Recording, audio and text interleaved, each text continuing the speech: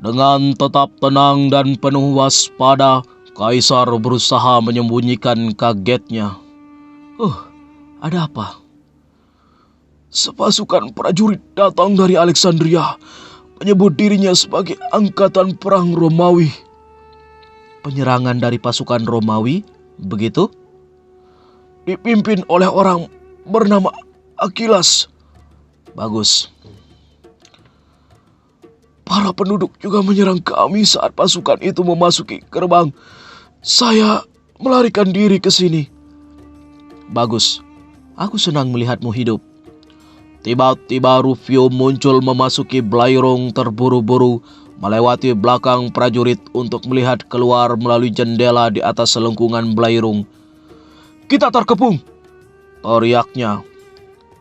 Kita harus mundur, sahut Kaisar memberi perintah. Sejurus kemudian Britanus muncul tergopoh-gopoh dan memanggil Kaisar. Kaisar! Julius Kaisar memotong perkataan Rufio. Ya, aku sudah tahu. Rufio dan Britanus segera menuruni tangga Blairung menuju ruangan lain pada sisi yang berlawanan. Julius Kaisar pun langsung memberi petunjuk. Komandan, perintahkan prajurit untuk keluar melalui pantai dengan perahu. Bawa prajurit yang luka dan bawa mereka pergi. Habis mendapat perintah sang komandan, pergi dengan cepat.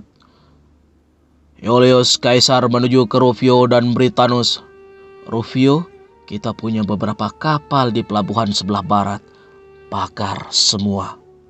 Mata Rufio membelalak kebingungan. Membakarnya? Tanyanya tak percaya. Ambil semua perahu yang kita punya di pelabuhan sebelah selatan dan duduki Paros, pulau yang ada menaranya itu. Tinggalkan separuh dari orang-orang kita untuk menguasai pantai dan sebagian di luar istana. Ini adalah jalan menuju Romawi. Rufio menyanggah dengan kuat dan hati-hati. Apakah kita akan menyerahkan kota ini? Kita tidak punya pilihan, Rufio. Tapi istana ini kita duduki, tegas Kaisar. Bangunan apa yang ada di sebelah? Gedung pertunjukan, jawab Rufio. Kita akan menguasainya juga. Ini berhubungan dengan perintah di pantai agar kita bisa mengalahkan mereka. Mesir untuk rakyat Mesir. Bagus, Anda tahu banyak, aku bangga, puji Rufio. Apakah rencana kita seperti ini? Kembali ia bertanya. Iya, seperti ini, jawab Kaisar. Apakah perahu sudah dibakar semua? Tenanglah, aku tidak akan membuang waktu lagi. Rufio segera berlari keluar.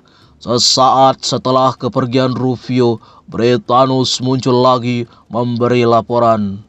Kaisar, Pothinus tidak mematuhi perintahmu. Menurut pendapatku dia perlu diberi pelajaran.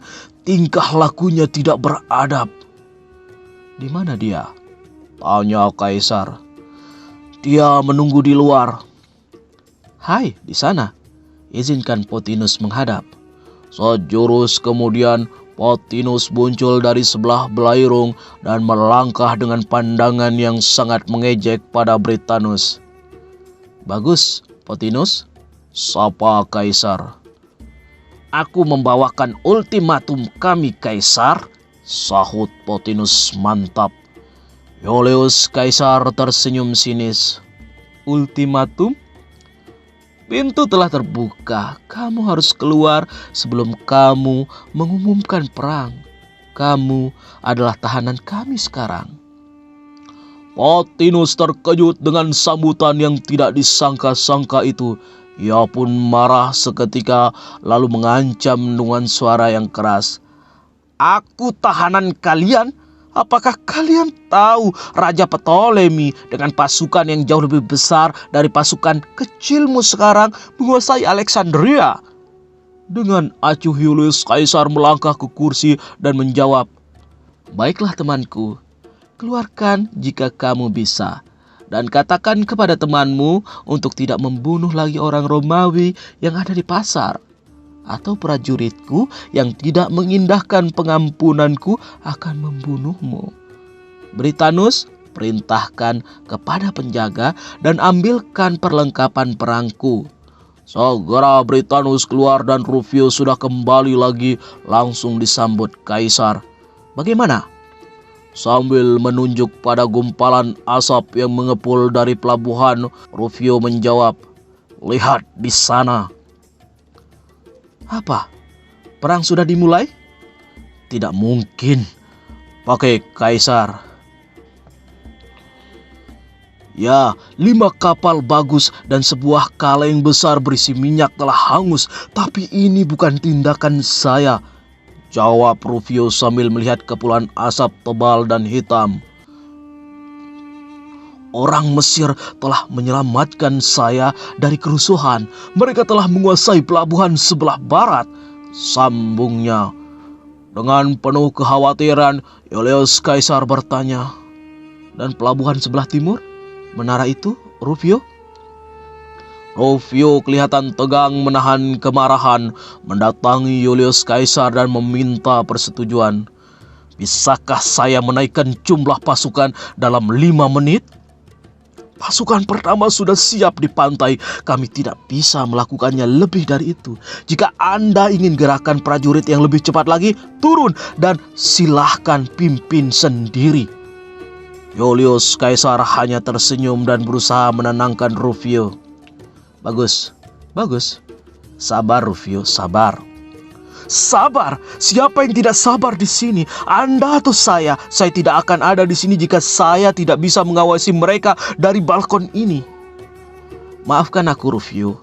Suruh pasukan bergerak secepat mungkin, sahut Kaisar dengan air muka yang mulai membayang cemas. Tiba-tiba terdengar ratapan sedih seorang tua dalam kemalangan yang sangat. Terdengar lebih dekat dan lebih kuat. Nampak Theodotus menerobos ke dalam, menangisi nasibnya, mengungkapkan bencana yang menimpa. Rufio melangkah ke belakang untuk melihatnya, kaget dengan sosok yang menyedihkan itu. Sedang Pothinus sudah berdiri di dekatnya, mendengarkan kata-katanya. Theodotus berada di tangga dengan tangan diangkat berteriak sedih. Kengerian yang tidak bisa diungkapkan. Aduh, celaka. Tolong. Apa yang terjadi? Tanya Rufio. Siapa yang terbunuh? Sambung Julius Kaisar. Terbunuh? Oh, ini lebih buruk dari kematian 10.000 orang. Kehilangan yang tidak bisa diperbaharui manusia, jawab Theodotus dengan sedih. Air matanya pun mulai tumpah di pipi, menangisi sesuatu yang amat berharga bagi kehidupan. Apa yang terjadi? Tanya Rufio bingung.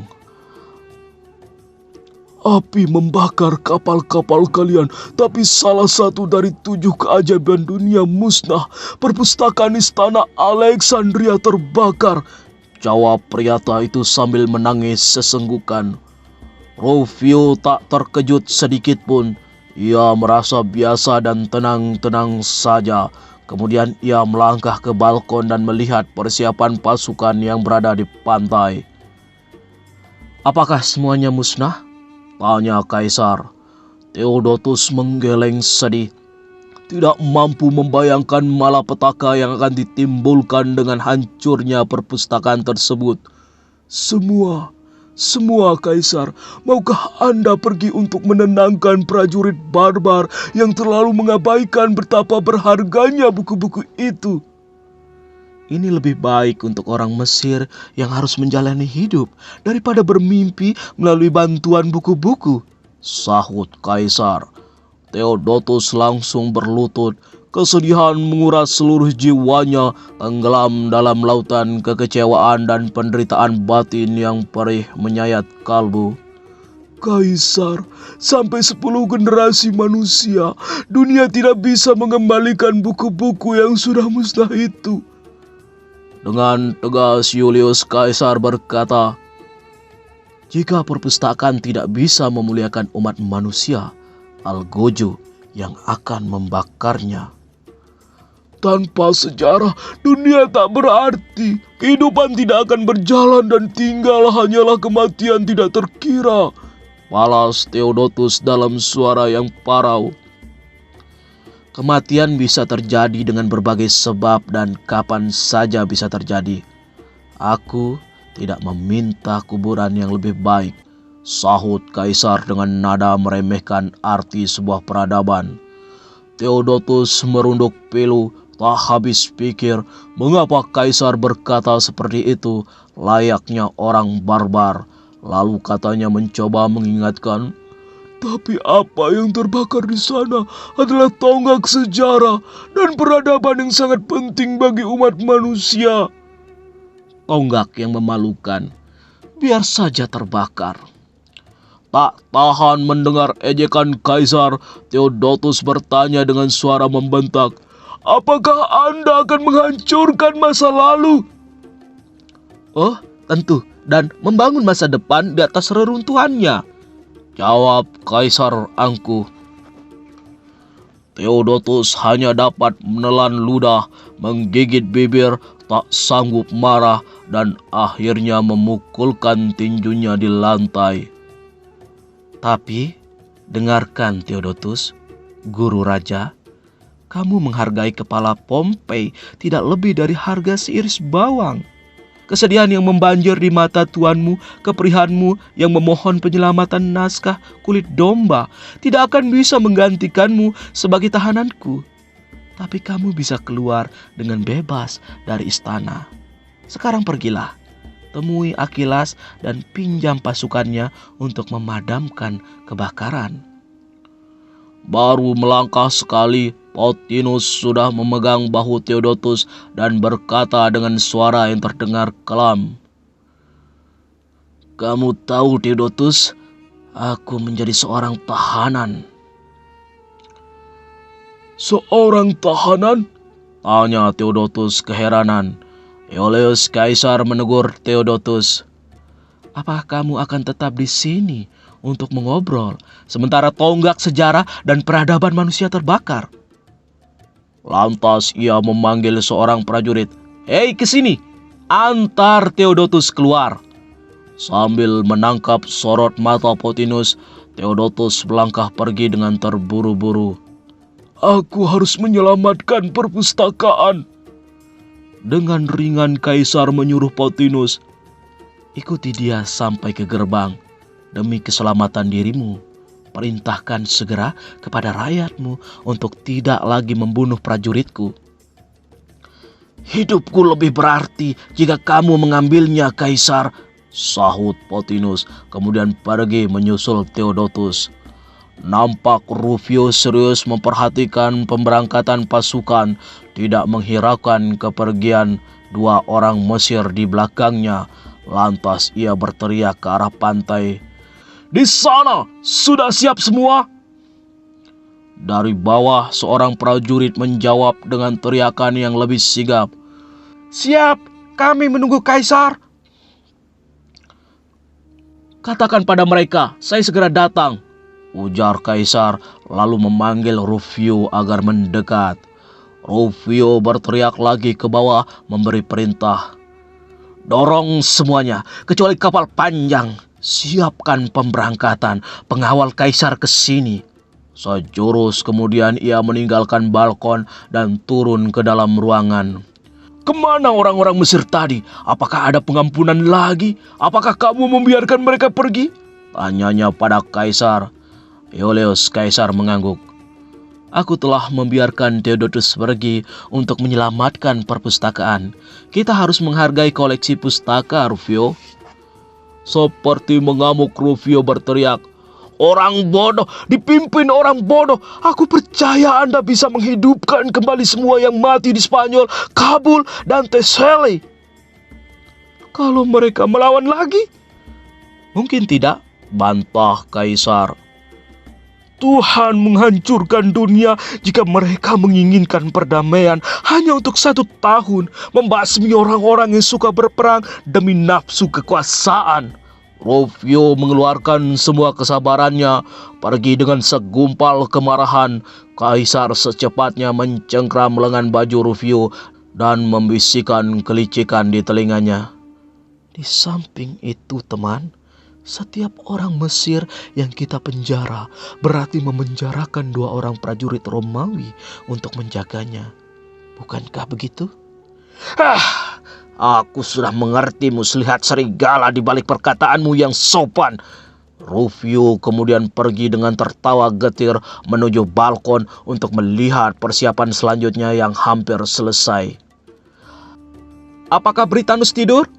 Aku memerintahkan dia untuk mengambil perlengkapan perangku. Kembali Kaisar memanggil Britanus.